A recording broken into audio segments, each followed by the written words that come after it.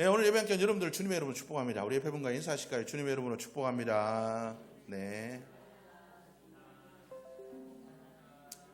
네. 이 시간도 하나님 주신 은혜가 임하기를 주의 이름으로 축복합니다. 말씀이 능력이 되어 삶에 나타나는 복 있는 삶을 살아갈 수 있기를 주님의 이름으로 축복합니다. 우리 지난주 말씀, 제가 계속 이렇게 얘기하는 거는 뭐 때문에 얘기하겠습니까? 들은 말씀 묵상하면서 좀 살으시라는 거예요. 잊어버리고 살지 말고 들은 말씀을, 그 말씀 중에 내게 감동되어진 것, 내가 붙잡아야 될 것 하나만 붙잡으면 됩니다. 많이도 필요 없어요. 내게 주신 그 은혜, 그 말씀 중에서 내가 받았던 하나님께서 주신 그 감동 하나만 붙잡고 일주일을 묵상하며 살아도 하나님의 능력이 나타납니다. 여러분, 그래서 계속 얘기하는 겁니다. 앞으로는 일주일 동안 주일날 내가 무슨 말씀을 들었지, 뭐가 은혜가 됐지 꼭 묵상하고 생각할 수 있는 한 주간을 살아가셨으면 좋겠습니다. 우리 지난주 말씀, 나의 자랑, 무엇을 자랑하고 사느냐, 그죠? 우리가 예수 그리스도를 믿는 자로서 이제는 우리가 무엇을 자랑하고 살아가는가가 우리의 믿음의 척도다라고 말씀을 드렸습니다. 나는 하나님이 싫어하는, 그죠? 내가 복음이 내 속에서 역사하고 있는가, 내가 십자가의 복음의 능력으로 살아가고 있는가, 나의 삶을 점검하기 위해서는 내가 지금 하나님이 싫어하시는 자기 자랑을 하고 살아가고 있지 않은지 여러분들 돌아보셨으면 좋겠습니다.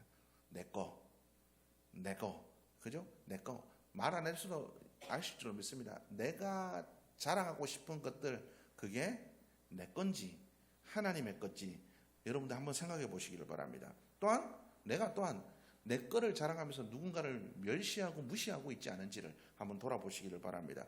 나를 자랑하는 것은 결국 뭡니까? 교만해져서 남을 깔아내리는 것입니다. 남을 무시하는 겁니다. 여러분, 내가 자랑하는 것은, 그죠? 나의 자랑이 드러나는 것은 물론 자랑하고 싶은 마음도 있겠지만 그 속에서는, 그죠? 조금이라도 나를 드러내고 싶어하는, 남 위에 서고 싶어하는 교만한 마음이 있다라는 거죠. 여러분, 우리는 이것들을 생각해 볼 수 있는 우리 모두의 모습이 되어야 될 줄로 믿습니다. 복음은 나의 자랑의 내용을 바꿉니다. 사도 바울은 얼마든지 자랑할 수 있는 자기의 명예, 그죠? 학벌, 가말리엘의 문화였고 돈도 많았죠. 돈도 많았습니다. 그가 부자의 집이었고, 그리고 또한 그가 로마 시민이었습니다. 자랑할 수 있는 것들이 너무 많았어요. 그리고 그가, 그죠? 혈통으로 따지자면 순수 혈통, 베냐민 중에 베냐민의 순수 혈통을 가진 자. 이 당시만 해도 그 유대 그 가문을 이어오는 유대의 12지파 중에서 유다와 베냐민 두 지파 외에는 거의 순수 혈통을 가진 그 지파들이 없어요. 다 망했잖아요. 유다가 그래도 마지막으로 남고 그 중에서 혈통을 지키며 내려온 게 베냐민과 유다입니다. 자랑할 게 얼마나 많겠어요. 그런데 사도 바울이 뭐라고 얘기합니까? 내가 가진 이 모든 것들을 배설물과 같이 여기노라. 나의 자랑은 오로지 십자가다. 나를 구원해 주신 하나님 예수 그리스도의 그 십자가만이 나의 자랑이다, 이렇게 이야기를 하고 있다라는 거죠. 자기 자랑이 얼마나 많습니까? 할 게 얼마나 많습니까? 그럼에도 불구하고 사도 바울은 자기의 것이 아니라 이제는 하나님을 자랑하려고 하고 있다. 여러분, 우리가 이런 모습들이 되어야 될 줄로 믿습니다. 여러분, 하나님 자랑하면 아무도 시기하지 않아요. 왜요? 하나님 자랑하려면 뭐 해야 돼요? 나의 부족함이 드러나야 되거든요. 나의 연약함이 드러나요. 하나님이 내가 이렇게 연약하고 부족하고 내가 힘들고 어려웠는데도 이루어 주셨다. 네가 그렇게 어려운 줄 몰랐다. 네가 그렇게 힘들었는 줄 몰랐다. 야, 하나님이 그렇게 역사하셨나. 누구도 나의 그 자랑을 시기하잖아요. 나의 자랑은 시기하지만 내가 하나님을 드러내는 건 누구도 시기하지 않습니다. 왜요? 하나님은 나의 약함을 통해서 역사하시기 때문에 하나님을 자랑하는 건 그 누구도 시기하지 않습니다. 그래서 우리는 하나님을 자랑하는 자들이 되어야 될 줄로 믿습니다. 자랑이 우리 속의 내면입니다. 사람은 그 쌓은 것에서 모든 것을 내게 되어 있습니다. 내 속에 말씀이 쌓여있고 은혜가 쌓여있으면 하나님의 은혜와 하나님 자랑이 드러나게 되어 있습니다. 그런데 내 속에 말씀과 은혜가 아니라 다른 것들이, 세상의 것들이 쌓이기 시작하면 그때부터 내 자랑이 나오기 시작하는 거죠. 내 쌓은 것에서 나오게 되어 있습니다. 물도 그렇잖아요. 이렇게 가득가득 찰랑찰랑할 때까지는 괜찮습니다. 그런데 거기서 한 방울만 더 떨어져 보십시오. 흘러넘치잖아요. 마찬가지입니다. 우리 속에 뭐가 쌓이는지 보이지 않아요. 그런데 어느 순간 차기 시작하면 내 속에서 뭐가 흘러넘치기 시작합니다. 여러분, 내가 뭐가 내 속에서 차기 시작했는지를 나의 입술을 통해서 드러난 걸 보면 됩니다. 내가 뭘 자랑하고 있고 내가 뭘 드러내고 있는지, 내 속에 뭐가 쌓여 있는지는 내가 내 입에서 뭐가 드러나고 있는지를 보게 되면 된다는 거죠. 내가 과연 그리스도인으로서, 하나님의 자녀로서 내 입에서 뭐가 드러나고 있는지를 한번 돌아볼 수 있는 여러분들의 모습이 되기를 주의 이름으로 축복합니다. 자랑은 또한 관심입니다. 내가 관심 있고 내가 사랑하는 것을 자랑하게 되어 있습니다. 내가 과연 하나님을 사랑하는 자인가? 하나님께서 우리를 당신의 목숨보다 사랑하셔서 사랑하는 아들을 우리를 위해서 십자가에 주기까지 사랑을 확증하셨는데, 드러내 주셨는데, 우리는 과연 하나님을 사랑하는가? 내가 사랑함으로 말미암아 하나님께 관심이 있나? 하나님께 관심 있음으로 말미암아 하나님을 드러내고, 하나님은 이런 분이시구나, 하나님을 자랑하는가? 네. 손주 소녀들 다 있으시잖아요. 이뻐 죽겠잖아요. 그래서 남들한테 이렇게 보여주잖아요. 우리 새끼, 내 새끼 이렇게 이쁘다. 예? 사랑하니까.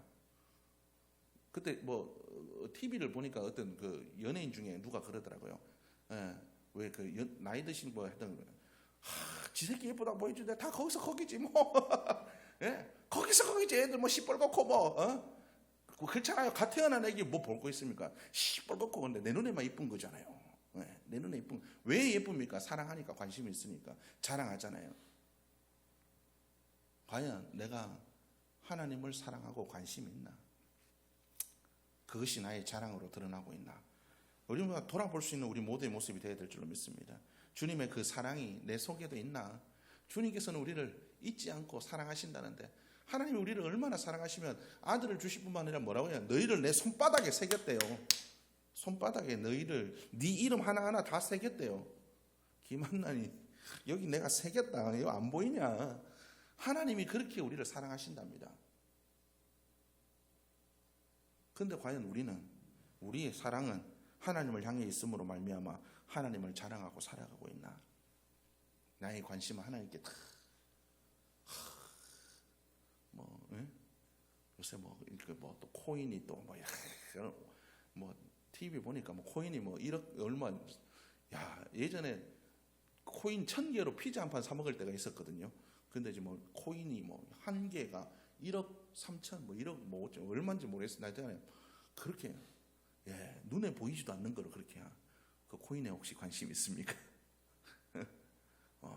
요즘 어디 가면 코인 얘기만 해서 귀 따가워 죽겠습니다.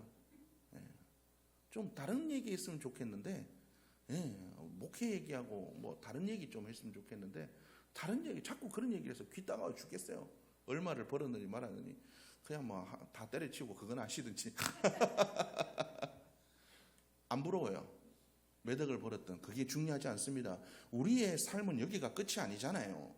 우리의 삶의 목적이 이 땅이 아니잖아요. 우리의 목적은 저 위에입니다. 우리는 천국을 바라보며 의지하며 살아가는 삶인데, 우리의 관심이 저기에 있으면 그게 1억을 가든 2억을 가든 우리 집이 집값이 올라가지고 몇 억이 올랐든 그게 무슨 상관입니까? 이 땅을 살 때나 필요한 거지요. 근데 우리의 관심이 이 땅에만 있으니까 이게 얼마 오르고 내리고 그거에 따라서 좋았다가 나빴다가, 돈 좀 있었다가 없었다가 그게 기분이 좋았다 나빴다가, 건강 좀 좋아졌다가 나빠졌다가 그거에 따라 기분이 왔다 갔다. 여러분, 그게 우리의 목적과 관심이 되어서는 안 된다는 거예요. 우리는 저 천국을 바라보며 살아가는 자들입니다. 하나님의 사랑을 입은 자로서 너는 내 새끼다. 언젠가 여기 와야 돼. 주님께서 우리를 위해서 십자가에 달려 돌아가 죽으시고, 우리를 위해서 저 천국에 우리가 거할 처소를 예배하러 올라간다. 그리고 또한 그것도 안심이 안 돼서 내가 너희에게 보혜사 성령을 보내노라. 성령께서 너희 마음과 생각을 지키시고 너희의 삶을 지키실 거다. 그분께서 너희를 위해서 말할 수 없는 탄식으로 눈물로 기도하실 거다. 주님께서 우리에게 그 사랑으로 우리에게 다해 주셨는데, 우리는 맨날 이 땅에 이거 주시고 이거 애들처럼. 우리 휘인이 보면 그렇거든요. 좋은 거 주려고 다 생각하고 있는데 1,000원짜리 2,000원짜리 만원짜리 이런 거 자꾸 생각, 만원짜리 이런 거, 조금 있으면 생일이거든. 그래서 내가 선물을 하나 주려고 생각하고 있는데, 좀 좋은 거를 이제 나이도 있고 해서 이제 좀 좋은 거를 하나 사줄까 싶은데 맨날 선물 고르면 아빠 이거 뭐 엄마한테 10,000원짜리 20,000원짜리 있잖아요. 그런 거 지금 눈에 보이는 거. 그게 우리의 모습이 아닌가 생각합니다. 우리가 천국을 사모함으로, 우리가 천국에 관심 있는 자로, 하나님께 관심 있는 자로, 하나님을 사랑하는 자로 살아갈 수 있는 여러분들의 모습이 되기를 주님의 이름으로 축복합니다. 또한 오늘 여러분과 나눌 볼 말씀이 있습니다. 나의 행복은 뭡니까? 나의 행복. 여러분 어떨 때 행복하십니까? 어떨 때 행복하시? 맛있는 거 먹고, 저도 좀 그래요. 맛있는 거 먹으면 스트레스 받으면 좀, 물론 좀 먹는 거 좋아하는 것도 있지만, 스트레스를 좀 먹는 걸로 좀 풀기 때문에 좀 살도 많이 찌게 했는데, 어쨌든 어떻습니까? 이런 건 소박한 거죠. 어떨 때? 집 사면 행복하고, 집에 인테리어 바꾸면 행복하고, 집에 막 살림살이 바꾸면 행복하고. 여러분 뭔 때 행복하십니까? 자녀들한테 좋은 일 있으면 행복하고. 여러분들의 행복은 어떤 행복인가요? 오늘 성경 말씀에 나와 있는 사도 바울은 우리가 아무 공로가 없음에도 불구하고, 우리가 언제 하나님한테 잘못했으니까 우리 죄를 용서해 주십시오, 예수님 보내서 우리 죄를 사해 주십시오, 우리가 하나님 앞에 구하고 잘못했습니다, 어떤 벌이라도 달게 받겠습니다. 여러분 그러고 우리가 구원받은 거 아니잖아요. 아무 공로가 없음에도 불구하고, 아무 자격이 없음에도 불구하고 하나님께서 우리를 사랑해 주셨잖아요. 주님께서 먼저 우리를 사랑해 주셨잖아요. 구원해 주셨다고 우리가 또 멀쩡하게 살아갑니까? 하나님 믿는다고 하지만 여전히 미워하고, 여전히 시기하고, 여전히 질투하고, 우리의 자랑이 세상의 것이 되고 여전히 그렇게 살아가잖아요. 그럼에도 불구하고 어떻습니까? 하나님께서 우리를 붙잡아 주시잖아요. 베드로가 예수님 무리를 나도 무리를 걷게 해주십시오. 예수님 보고 잘 걸어가다가 어이구 이놈 새끼 잘 걷네, 믿음으로 이제 잘 걸어가네, 그러다가 세상 보고 다시 빠져가잖아요. 그게 우리 모습 아닙니까? 그럼에도 불구하고 예수님께서는 베드로를 잡아 건져주십니다. 사도 바울은 바로 그런 우리의 모습, 우리가 이런 모습에도 불구하고 여전히 끝까지 사랑해 주시는 그 하나님이 내 안에 계시기에 나는 행복해야 돼요.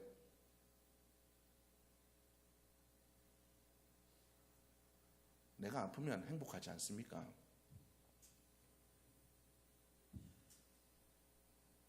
아니요. 아파도 행복합니다. 내가 가진 것이 없다고 불행합니까? 아니요. 가진 것이 없어도 행복해요. 왜요? 나를 사랑하신 주님께서 나와 함께 하시잖아요. 내가 아픈 자리에서 나와 함께 아파하시고, 내가 부족한 자리에서 나를 위해서 눈물을 흘리시는 분이 주님이 계시잖아요. 세상 모든 사람이 나를 떠나도 주님께서 우리를 떠나지 않잖아요. 주님께서 뭐라고 얘기하십니까? 보라, 내가 세상 끝날까지 너희와 함께 하겠다. 주님께서 하늘나라를 가시는 그 순간까지도 내가 너희를 사랑하기 때문에 보혜사 성령을 너희에게 보내주시겠다. 나는 항상 너희와 함께 있겠다는 거예요. 성령님께서 우리와 함께 하시겠다는 거예요. 근데 우리는 어때요?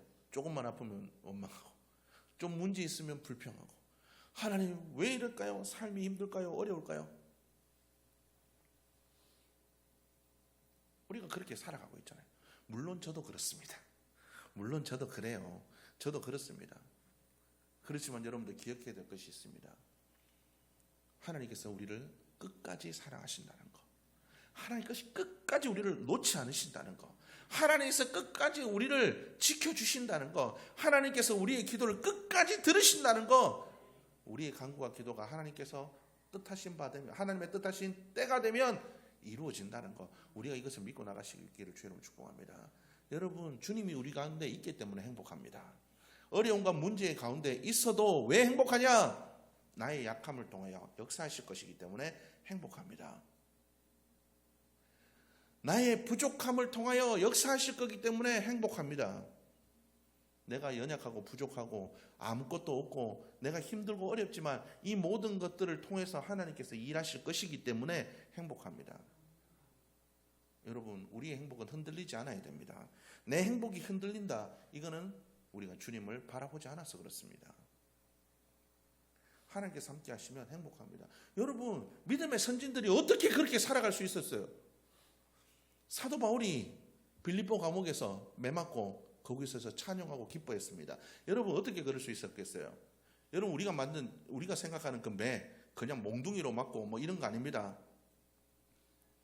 그 당시 채찍을 맞았다라는 것은 채찍 끝에 납이 달려 있어서 한 대 맞으면 그 납이 끝이 몸을 파고들어서 살덩이를 드러내는 겁니다. 한 대 맞을 때마다 살이 움푹움푹 패이는 그런 형벌을 받았습니다. 얼마나 아프게. 그 당시에 무슨 진통제가 있습니까? 약이 있습니까? 죄인들에게 누가 약 주고 치료해 줍니까? 피 철철 흘리는 그대로 감옥에 밀어 넣었을 거 아닙니까? 그럼에도 불구하고 사도 바울은 빌립보 감옥에서 찬양했습니다. 그들의 행복은 몸이 아프고 안 아프고 감옥에 갇히고 안 갇히고가 아니었기 때문에 그렇습니다. 그들의 행복은 복음을 전할 수 있어서 하나님을 위해 나를 위해서 쓰임 받을 수 있어서 그들은 행복했다라는 거예요. 그들이 하나님이 주신 그 행복으로 찬양했을 때 옥문이 열렸습니다. 우리의 행복이 나의 행복이 아니라 하나님께서 주신 것들로 말미암아 하나님께서 나와 함께 하심으로 말미암아 하나님께서 역사하실 일들로 말미암아 행복할 때 하나님께서는 역사하십니다. 예전에 믿음의 선조들 어떻게 살아갔습니까? 지금도 터키 쪽으로 가보면 지하 교회들이 있습니다. 지하 10몇 층, 20몇 층 파기도 힘든 그곳을 찾아서 평생 햇빛 못 보고 거기서 살았습니다. 세상에서 낙을 누리는 것보다 예배 드리고 사는 게 행복하대요. 예배가 여러분들 그렇게 행복입니까? 이 시간 드리지는 이 예배가 여러분들에게 그만한 행복입니까? 진짜 그리스도인은 그렇게 살았습니다. 예전에 우리 어머니들 할머니들 어떻게 살았습니까? 지금은 좀 나아졌죠. 예전만 해도 예수 믿으면 양놈 귀신 믿는다고 막 난리가 났습니다. 우리 할머니들 두들겨 맞으면서 맨발로 눈길에 교회에 울며 걸어가서 기도하셨습니다. 우리 박사모 할머니가 그랬어요. 증조 할머니가 그러셨어요. 양놈 귀신 믿는다고. 그 새벽에 눈 펑펑 오는 그 눈길을 몇십 리 되는 눈길을 애 업고 애 끌고 맨발로 쫓겨나가지고 울면서 가서 기도했어요. 그 눈물의 기도가 가정을 믿음의 가정으로 하나님께서 축복하시는 가정으로 바꿔갔다는 거예요. 여러분 우리의 행복은 뭡니까? 이 땅에서 잘 먹고 잘 사는 건요? 잠깐 잘 되는 건요? 아니요. 그게 우리의 행복이 되어서는 안 됩니다. 우리의 행복은 나를 사랑하신 주님으로 말미암아. 지금 제가 생각해 보면 저도 왜 그랬는지 모르겠어요. 저도 그 순간을 지금까지도 아직도 저는 그 기억하고 있습니다. 예전에 정말 그랬어요. 어렸을 때 제가 얘기하잖아요. 우리 집이 그렇게 잘 사는 집이 아니었습니다. 때로는 옷도 친구 옷 얻어 입고 1년에 한 번 짜장면 한두 번 먹고 옷 사러 가는 거 거의 없었어요. 그럼에도 불구하고 교회 가서 청소하는데 너무너무 즐거워요. 교회가. 교회 밀대 이렇게 하는데 주와 같이 교회 찬양 소리 들으면 동구 왔구나 그랬어요. 교회에서. 뭐가 그렇게 즐거운지 모르겠어요. 그런데 행복해요.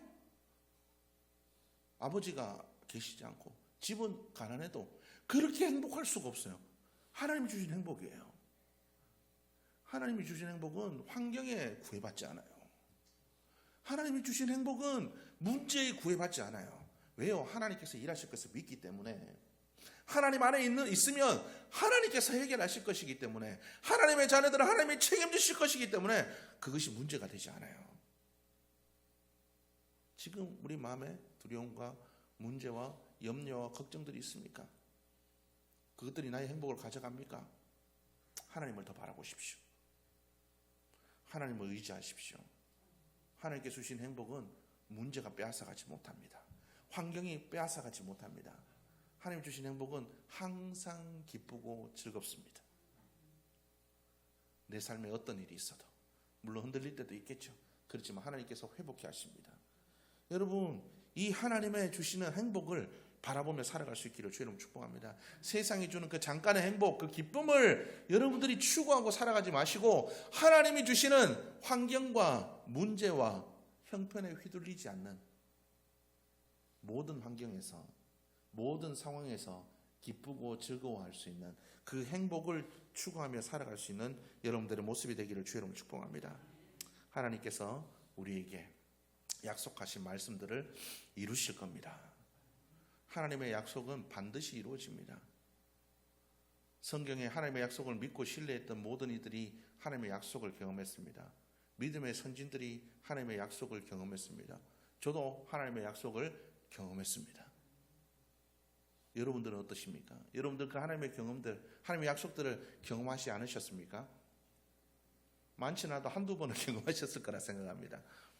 하나님의 약속은 반드시 이루어집니다. 그 약속을 믿는다면 왜 두려워하겠습니까? 하나님께서는 흘려 기도한 모든 것들도 들으시는 하나님이십니다. 제가 그랬잖아요. 하나님, 친구들하고 그냥 하나님, 나는 뭐 한 마흔쯤에 개척할 것 같아. 하나님이 뭐 그렇게 쓰지 않을까 말하고 지나갔는데 하나님 그 기도도 들으시고 정확하게 40 되는 해에 12월 달에 개척하게 하셨습니다. 하나님은 사소한 기도도 들으십니다. 예전에 제가 그랬잖아요. 하나님 열쇠 잃어버렸어요. 열쇠 찾아주세요. 하나님께서 차키도 찾아주시더라고요. 하나님 찾을 데 없어요. 우리 지금 주차장 공사해서 그래도 좀 많이 될 수 있지만 전에 주차할 데 없어요. 정말 신기한 거는 올 때 요쯤 와가지고 하나님 찾을 데 없을 것 같은데 느낌이 쎄하잖아요. 그러면 하나님 찾을 데 주세요. 밑에 내려가면 분명히 없어요. 그런데 한번 딱 돌아 나오면 찾을 데가 있어요. 하나님은 우리가 그렇게 기도하는 것도 들으시는 하나님이십니다. 근데 왜 불행하냐고요? 내 기도를 들으시는 하나님이 내게 나와 함께 하시는데 그게 행복이 아닐까요? 내 기도를, 내 형편을 아시고 나를 사랑하시고 내 기도를 들으시는 하나님이 나와 함께 하시는데 그분이 무려 세상을 창조하시고 전능하신 하나님이신데 그게 진짜 행복이 아닐까요? 그분이 지금 이 땅의 삶뿐만 아니라 저 천국의 삶도 예비해 놓으셨다는데 그게 진짜 행복이 아닐까요? 죽음 이후의 삶도 두려워할 필요 없는 지금 이 세상의 삶뿐만 아니라 죽음 이후의 삶까지도 책임지시는 하나님이 나를 사랑하시고 내 기도를 들으시고 나와 함께 하시는데 그게 진짜 행복이 아닐까요? 우리가 이 행복을 누리며 살아갈 수 있기를 주님의 이름으로 축복합니다. 그 행복을 추구하며 살아갈 수 있기를 주님의 이름으로 축복합니다. 세상의 것들이 행복이 아니라 하나님이 나와 함께 하시면 행복입니다. 자격 없는 나를 사랑해 주시면 행복입니다. 이 사실을 기억하시고 하나님을 바라보며 살아가는 여러분들, 하나님을 바라보고 하나님만 의지하고 말씀을 묵상하며 나갈 때 여러분들의 행복은 상황과 환경과 문제에 휘둘리지 않는 복된 행복이 될 줄로 믿습니다.